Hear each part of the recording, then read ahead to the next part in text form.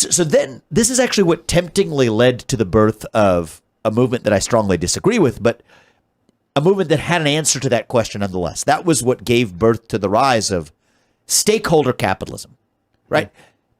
I say this as someone who's a critic, probably the most unsparing critic of stakeholder capitalism in America in the last 4 years, but I say this to give the best shake to the view, is it says that capitalism was made for a moral people. And so we need to reinfuse the morality into capitalism itself to say that when we're allocating dollars, we're taking environmental or social factors into account, not just the fetishization of green pieces of paper, that there's more to the story.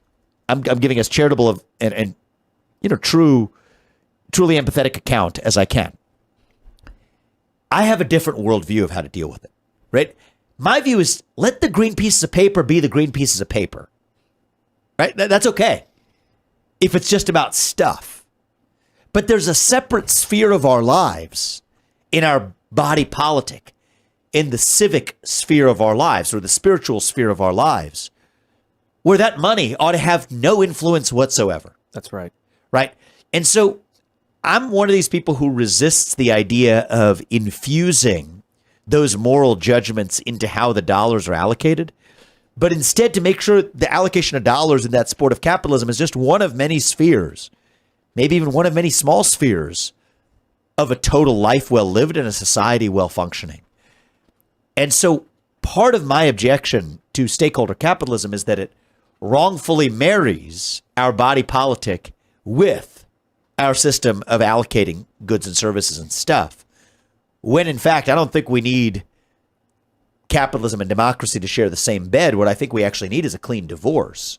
And both of those are part of what it means to be American. So anyway, to your question, what was happening with these index funds, BlackRock and State Street and Vanguard, what they said is, not only are we going to use your money to buy stocks in the overall stock market, but we're also going to use your money to vote for certain environmental and social agendas that it turns out many people, most people in this country, do not agree with. Racial equity audits, we could go down the list, quota systems on boards. And that's commingling a social agenda into capitalism, where your investment dollars are supposed to go to the best investments they could find and vote for the best policies they can to maximize profit.